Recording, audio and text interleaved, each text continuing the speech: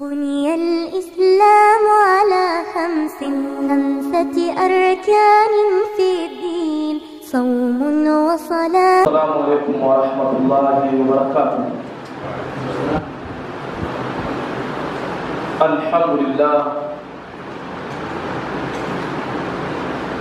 الحمد لله رب العالمين،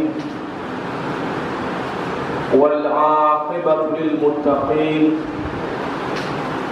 ولا عدوان إلا على الظالمين. رب اشرح لي صدري ويسر لي أمري واحلل عقدة من لساني يفقه قولي، وبعد. فقد قال الله سبحانه وتعالى في كتابه العزيز الحكيم بعد أعوذ بالله من الشيطان الرجيم: إن الذين يتلون كتاب الله وأقاموا الصلاة وأنفقوا مما رزقناهم سرا وعلانية يرجون تجارة لن تبور. صدق الله العظيم. Baada ya kumhimidi Mwenyezi Mungu Subhanahu wa Ta'ala na kumtakia rehema kipenzi chetu mtukufu wa umma, si mwingine ni Bwana Mtume Muhammad sallallahu alayhi wasallam. Tumshukuruni Allah ambaye ametuwezesha wachache miongoni mwa wengi kuweza kufika eneo adhim, eneo takatifu kwa ajili ya kuyatekeleza maamrisho yake Mwenyezi Mungu Subhanahu wa Ta'ala. Kwani ufikani wetu si kwa sababu tuwachaji Mungu sana, ama kwa sababu ya uwezo wetu ama fikra zetu, isipokuwa ni kwa uwezo wake Allah Tabaraka wa Ta'ala. Basi kwa uchache tupelekeni shukrani zetu kwa Allah Tabaraka wa Ta'ala kwa kusema alhamdulillahi rabbil alamin. Ndugu zangu Waislamu, jambo la kwanza ninalohusia na vile vile kuhusia nafsi yangu ni katika suala zima la kumcha Allah Tabaraka wa Ta'ala, ama ni katika suala zima la kumwogopa Allah Tabaraka wa Ta'ala. Allah tujalie tuwe miongoni mwa wachaji Mungu. Ndugu zangu Waislamu, katika siku ya leo, jambo ambalo litaweza kuhusia lakini vile vile kuhusia nafsi yangu ni katika swala zima ambalo linahusiana na fadilatul Qur'an, ubora wa Qur'an, kuidhamini Qur'an, kuiweka kipaumbele Qur'ani ya Allah Tabaraka wa Ta'ala. Kwa nini nimezungumzia mada hii ya kuweza kuiweka kipaumbele Qur'ani ya Allah Tabaraka wa Ta'ala? Miongoni mwa vitu ambavyo vitatutakia msamaha kwa Mwenyezi Mungu Subhanahu wa Ta'ala ile siku ya kiyama, basi ni Qur'an. Kwa kila ambaye ameithamini, kwa kila ambaye ilikuwa anaisoma katika udongo wa ardhi, kwa kila ambaye aiweka kipaumbele Qur'ani ya Allah, siku ya kiyama itaweza kukuombea uepukane na adhabu za Mwenyezi Mungu Subhanahu wa Ta'ala na kuweza kupata rehema zake. Na leo jamii ya wengi, Qur'ani ya Allah hatuna mpango nayo. Qur'ani ya Allah tumeitupa. Qur'ani ya Allah hatuithamini, na wengine wanaiona Qur'ani ina thamani pale ambapo atafikwa na matatizo, atakuwa na majanga. Sasa kama ndio shekhe aitwa akaweze kusoma ili matatizo yaweze kumwondokea. Sasa huu sio mwongozo sahihi ambao tunahitajika mimi na wewe tuwe. Tunatakikana kila mara tuache shughuli zetu, muda wetu, tusome Qur'ani ya Allah Tabaraka wa Ta'ala, hasa katika huu mwezi mtukufu wa Ramadhani, mwezi ambao ndio imeshushwa hii Qur'ani, kitabu cha Allah. Na unapoisoma Qur'ani ndani ya huu mwezi mtukufu wa Ramadhani, basi Mwenyezi Mungu Subhanahu wa Ta'ala anakuzidishia mara mbili yake. Na sio Qur'ani tu, jambo lolote ambalo utakuwa mwanadamu unalifanya ndani ya mwezi mtukufu wa Ramadhani, basi linazidishwa mara mbili. Lakini leo Waislamu tulivyo, hatupo tayari kupoteza muda, kupoteza masaha, kuvunja shughuli zetu tukashughulika na kuisoma Qur'ani. Muislamu yupo tayari na yupo radhi akaangalia TV, kuangalia michezo ambayo haina faida yoyote kwake yeye. Tena michezo mingine pia yawezekana ikampelekea kuharibu somo yake. Lakini kutenga muda, ukisoma kitabu cha Allah, muda huu hana.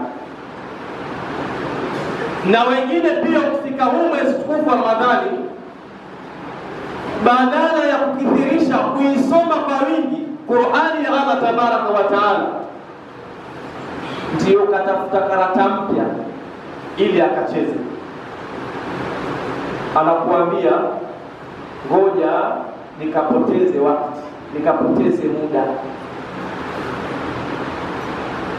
Lau tungelijua ile thamani ya Qur'ani ambayo inapatikana mtu akisoma, asingepoteza muda na kuenda kucheza karata ama kucheza bao maskani ama kucheza mchezo wote wa kidunia ambao kwamba hauna faida. Kwa hiyo tunataka tuangalie katika hotuba yetu fadhila ambazo zitapatikana kwa mtu ambaye ataisoma Qur'ani. Itakuwa muda wake mwingi anakisoma kitabu cha Mwenyezi Mungu Subhanahu wa Ta'ala.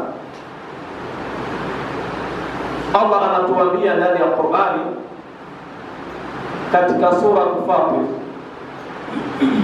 aya ya 29, innal ladhina yatluna kitaba Allah, hakika ya wale ambao wanakisoma kitabu cha Mwenyezi Mungu, wanakithirisha kuisoma Qur'ani ya Allah, kuisoma tu na kuzingatia aya za Mwenyezi Mungu Subhanahu wa Ta'ala zimeelezea nini ama zimeeleza vipi. Aya ambazo zimekuja katika maamrisho ambayo yanahitajika uweze kuyatekeleza, basi ukaweza kuyafuata, na aya ambazo zimekuja katika makemezo kwamba jambo fulani unatakikana uweze kuliacha na ukaweza kuliacha. Tunatakikana pia tuwe wakati tunaisoma ile Qur'ani ya Mwenyezi Mungu Subhanahu wa Ta'ala, basi tuwe tunakuwa na mazingatio ndani yake, sio tusome.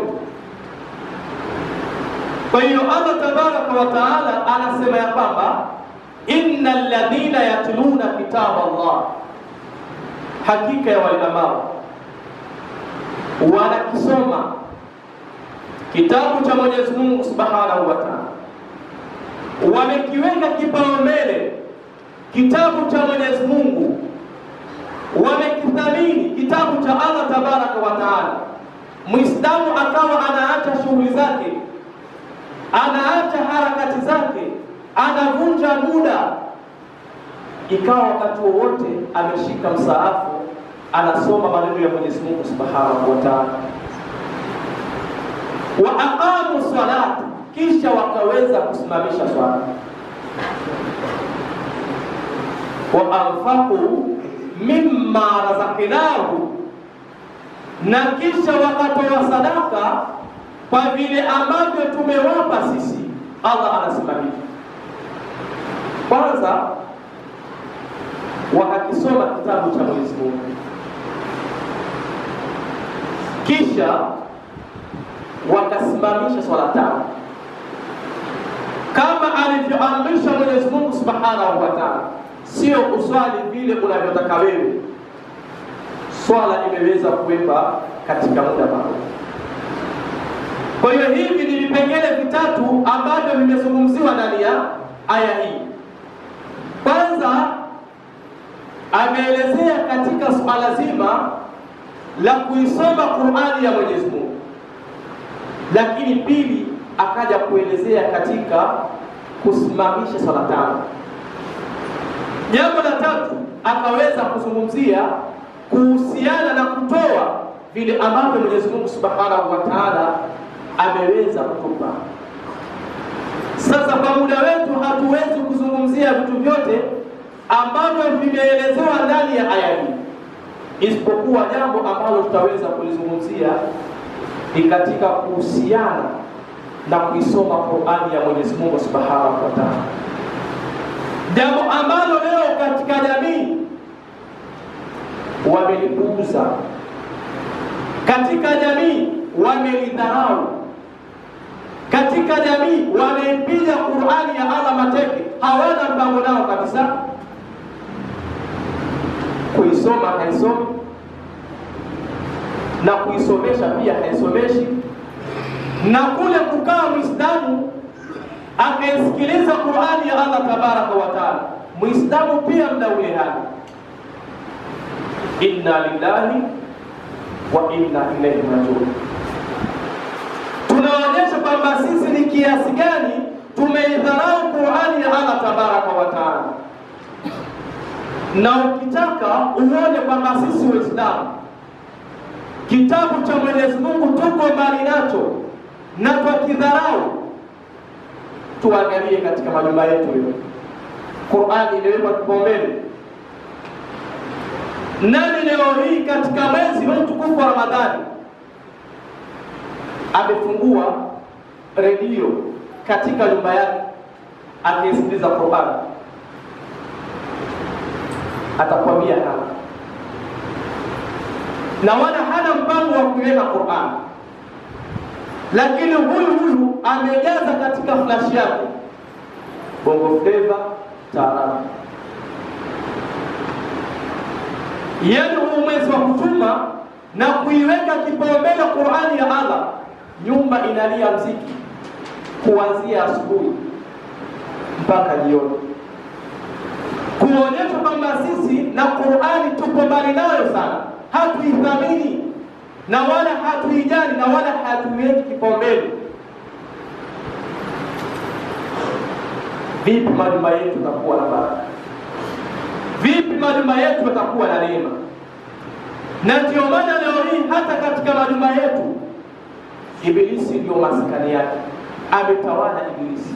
Nyumba zinakosa baraka kwa sababu Qur'ani ya Allah tabaraka wa taala haisomwi ndani ya nyumba, alafu ni Muislamu. Kwa hiyo ni lazima sisi tuiweke kipaumbele Qur'ani ya Allah.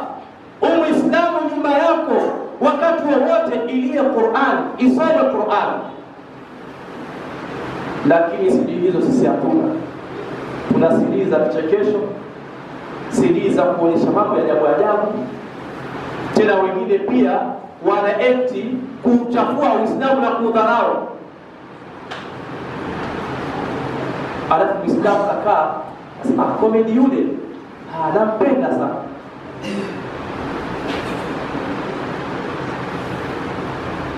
Kwa hiyo ni lazima sisi Waislamu tuiweke kipaumbele Qur'ani ya Allah, tusidharau Qur'ani ya Mungu.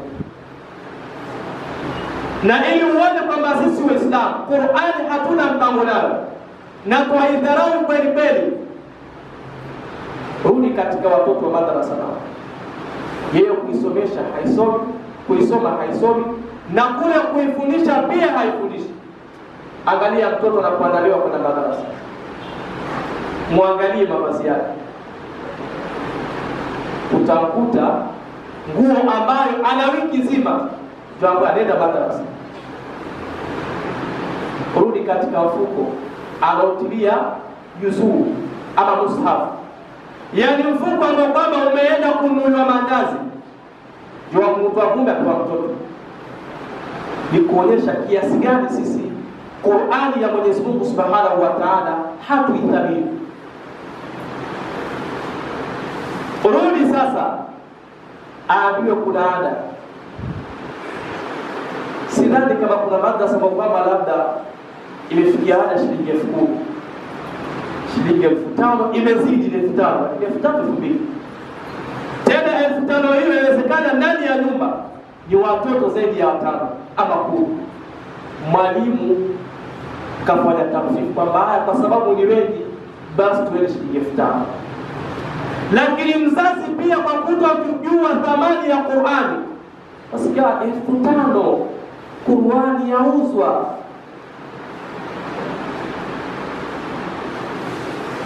Lakini Qur'ani, rudi katika mambo mengine ya Uislamu, utakavyomuona afanya bila kulalamika, bila kusema kauli yoyote. Lakini madrasa kuna mambo mengi, mwalimu apenda yule 5,000, yani tasitizo kama katoa 5,000. Dini safari hii imepata wenyewe. Kule ni kuidharau Qur'ani ya Mwenyezi Mungu. Lau tungejua thamani yake tungetoa zaidi ya 5,000.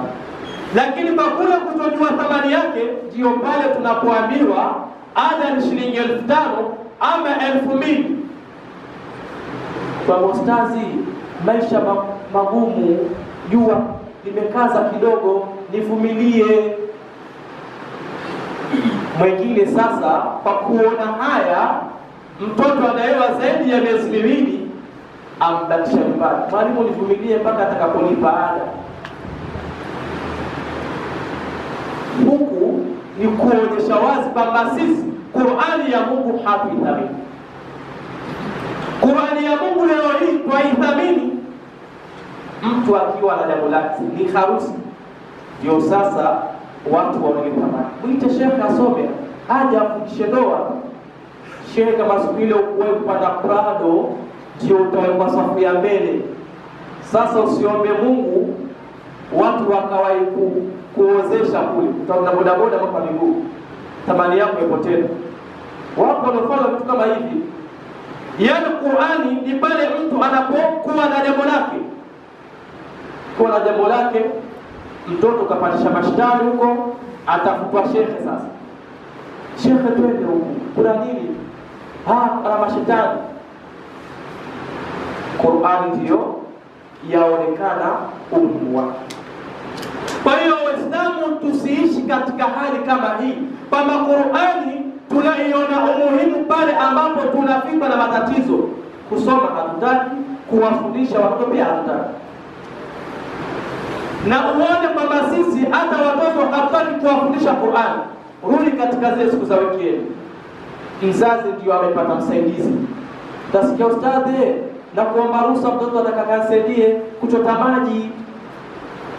Ustadhi na kuomba ruhusa mtoto leo asaidie kuosha vyombo. Ustadhi na kuomba ruhusa leo mwanangu kidogo hapa kuna shughuli nyingi. Yafikia wakati mpaka mtoto asoma nusu siku asubuhi mpaka asubuhi, ndani ya mwezi asoma mara 4, pia hakuja kamilika. Na mwingine alafu wanazile nafsi na uwama, kaja wiki tu atakamana mwanawe kwa shekhe, mwanangu mbona ajuli bwana, mwanangu kila siku yuko alifu, wewe utasijua fanya kazi gani? Aya rudi mwanao pale ingia siku gani na siku gani? Jumamosi mpaka Jumamosi. Tunao wanafunzi ambao wako katika hali kama hizi, na ambao wanasababisha ni sisi wazazi, hakuna wengine. Tena fikia wakati wazazi watu wa maneno kwamba ukiyapima katika kila yengi, kwa mtoto wangu kanishinda kuja tuoni, ala naye akaa naye alala naye nyumba moja, alafu kwambia kanishinda bana. Ukifika mda msosi ndiye anayetenda maji. Kwa hiyo Waislamu kama tunaenda hivi, wallahi hatutofika katika malengo. Leo watoto pia zile siku za wiki na kwamba wajua kwamba hawa ndio wasome kitabu cha Mwenyezi Mungu Subhanahu wa Ta'ala. Waislamu wala hawana kazi nayo Qur'an. Waendelea kwa mengine. Aja Jumapili mpaka Jumapili. Hivi mwanafunzi anachelewa au shahadani kwako wanaokuja kila siku akazi. Alafu ndio mzazi aada sasa, ustazi mbona mwanangu yaelewi? Hata elewa vipi? Miongoni mwa sababu ambazo kwamba zinampelekea mtu kupata elimu ni nini? Kudumu katika darasa.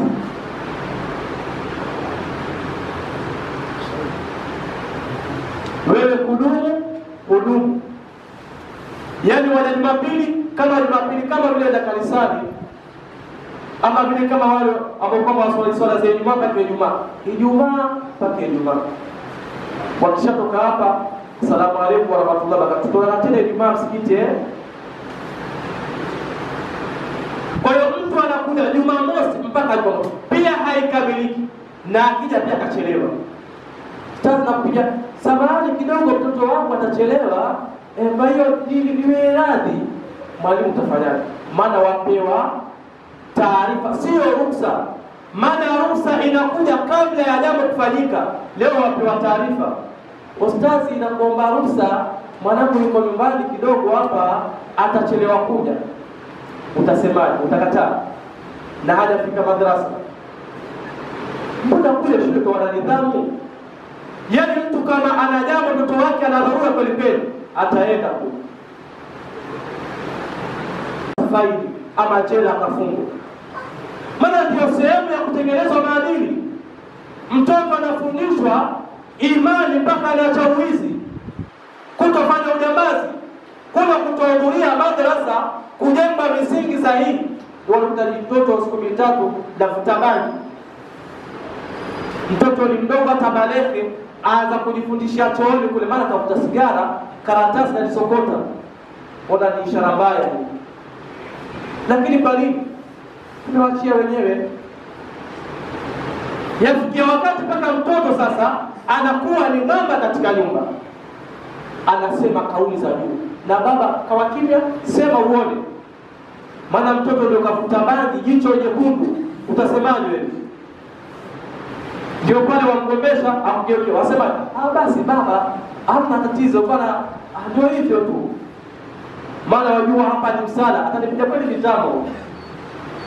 Na pigwa kweli usipigwe, lakini kumbe ni kukosea.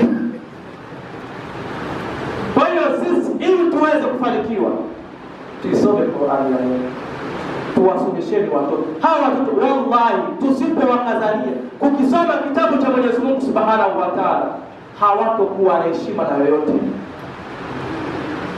hawatakuwa na nidhamu, na pia hawatojua heshima ya ibada, kama hii ibada pia ni lazima. Wakati wote yuko mitaani atajua umuhimu wa swala.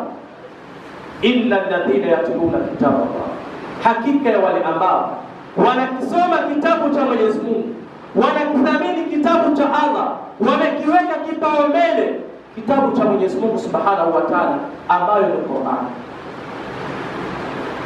wa aqamu salata, kisha wakasimamisha swala, wakasimamisha swala 5 kama zilivyowekwa katika wakati wake maalum, kisha waanfaqu mimma razaqnahum, na wakatoa vile ambavyo Allah amewaruzuku, sirra wa alania, wakatoa kwa siri, wakatoa kwa wazi na kwa siri, wakatoa kwa siri na kwa dhahiri. Yarjuna tijaratan la tabur. Allah tabaraka wa taala anasema hapa, watu kama hawa wakisoma kitabu cha Mungu na wakasimamisha swala na wakatoa vile ambavyo Mungu amewaruzuku, wakitarajia thawabu kwa Mwenyezi Mungu na maghfira, msamaha kwa Mwenyezi Mungu Subhanahu wa Ta'ala, watu kama hawa hawatopata hasara. Kinyume na hivyo, tukaacha kukisoma kitabu cha Mungu, tukaipuuza ibada, tukaacha kutoa vile ambavyo Mungu ameturuzuku, tutajalieni kupata hasara kwa Mwenyezi Mungu, na hasara kubwa ni kuweza kuingizwa katika moto wa jahannam. Wanaudhu billahi min dhalik. Mungu atuepushe na hilo. Mtume Muhammad sallallahu alaihi wasallam anasema ya kwamba kutuonesha umuhimu wa Qur'ani. Hii Qur'ani ina umuhimu gani kwetu sisi? Mtume anasema ya kwamba as-siyamu wal Qur'an yashfa'ani lil-'abdi yawm al-qiyamah. Somo na hii Qur'ani, baadhi ya jamii leo hatuvithamini vitu hivi. Kwanza somo, acha Mungu aseme kwamba ile asomu li wa anadadi ajizi ni siri, yani kila mmoja anajua yeye mwenyewe uhakika wa somo yake ni yeye na Mungu wake. Pale kama umepiga maji saa hizi, anayejua umepiga maji ndani si ni Mungu, ni Mungu ama na wewe? Hakuna anayejua. Unaweza kuwa umeamka ujifunza masomo, ukaangalia huko na huko, umekucha kwa kutapazia, funga mlango, sogeza baba wako, wajipige watoka nje. Ukitoka ilikuwa la ilaha illa Allah, kumbe tumbo liko tele ubamba ya chapati. Kwa hiyo hii saumu ambayo pia baadhi ya watu ukitia mpaka maradhi ya vidonda, mwezi huu bwana da vidonda vya tumbo shehe, siwezi. Wal Qur'an, na hii Qur'an ambayo leo katika majumba haithaminiwi. Nyumba zimejaa bongo flavor, tena wengine zile za mafungo, sijui kama ukitaki, sijui wenzako sisi kwa kitamani, sijui kama sijui mumeo, sijui funge, sijui nini kamba, sijui nini, mpaka zile nyimbo za mafumbo ndio kwamba zimeweka zile. Ndio watu kwamba kuna mke mwenzake, sasa ni watu wake wenza, mmoja atafuta zile nyimbo ambazo kwamba zampo na mwenzake, sijui ndugu wa mume mnataa usijui nini, tuzoekewa hapo. Ukiona hivi mbao ndio umetia sura ndugu wa mume, ndio zimetawala katika majumba leo. Tunashindwa kuiweka kipaumbele Qur'ani, na mtu akisikia ni Qur'ani, labda kuna mtoto kakaweka yajabadilishwa, yatafutwa ile zile channel ambazo kama sasa kiba, ndio watu wanaangalia. Kwa hiyo saumu na Qur'ani yashfa'ani lil-'abdi yawm al-qiyama, vitamuombea shifa mja siku ya kiyama. Hii Qur'ani ambayo kwamba hatuthamini, hii somo ambayo kwamba leo hii watu wanasikizia vidonda vya tumbo, na Qur'ani leo hii ambayo kwamba hatuithamini kuisoma, kuisikiliza na hata kuisomesha. Tuuliza maswali labda, maana za tukasema kwamba tuithamini Qur'ani alafu tukanitetea mimi naithamini Qur'ani. Kuna nani ambaye leo hii kamwandaa mtoto wake kwamba huyu labda aje kuwa shekhi? Ni nani? Hakuna hata mmoja. Utaandaliwa katika Mungu. Kwa hiyo Qur'ani na somo vitamtakia shufaa muda siku ya kiyama, siku ambayo kwamba ni nzito. Siku hiyo shekhe isikie hivyo, yauma bila sarai, siku ambayo kwamba watu watafichuliwa siri zao. Wewe kama ulifanya jambo usiku wa manane kwenye gofu la mtu, ukaingia na mke wa mtu, Mungu anakufichulia siri kwa si fulani yule, yule si yule ustazi wetu yule, kwa atuwaridhi yule. Watu wote wakuona pale kwenye screen, yule si mzee fulani yule, ilikuwa adhini yule. Watu wakuona pale, watu wakuona fulani sio yule, ilikuwa alifanya swali. Watu. Kwa hiyo siku hii, siku nzito, vitu ambavyo kwamba vitakutakia shifa, kuombea kwa Mwenyezi Mungu Subhanahu wa Ta'ala, uepukane na adhabu za Mungu. Miongoni mwa vitu hivyo ni asomu na Qur'an. Yakulu siyamu, somu itasema siku ya kiyama kumwambia Mwenyezi Mungu Subhanahu wa Ta'ala, ay rabbi inni malatu ta'am wa shahawati bin nahari. Wakati na chakula ilikuwa fikia wakati ana vyakula, ana majuisi, ana ubora, lakini hauli kwa sababu ya kuheshimu mwezi mtukufu wa Ramadhani, akalifunga mimi. Wa shahawati, na matamanio vile vile, bin nahari, wakati wa mchana. Fashafi'ini, Mwenyezi Mungu hebu nikubalie. Hii ni somo itamwambia Mwenyezi Mungu Subhanahu wa Ta'ala. Kwa hiyo ndugu zangu Waislamu, tuithamini sana Qur'ani kwa sababu ni miongoni mwa vitu ambavyo kwamba vitatuendea kutakia msamaha kwa Mwenyezi Mungu Subhanahu wa Ta'ala. Muda umeenda na pia dakika zilizotoa zimepita, lakini kama vile mfano gari ya kichina kile ndio ongeni kupata moto. Mwenyezi Mungu atujalie tuwe ni kusikiliza na kuyafuata yale mazuri. Ya Maulana innaka antal rahim, rahmatika ya arhamar rahimin. Wa sallallahu alaihi wa sallam Muhammad.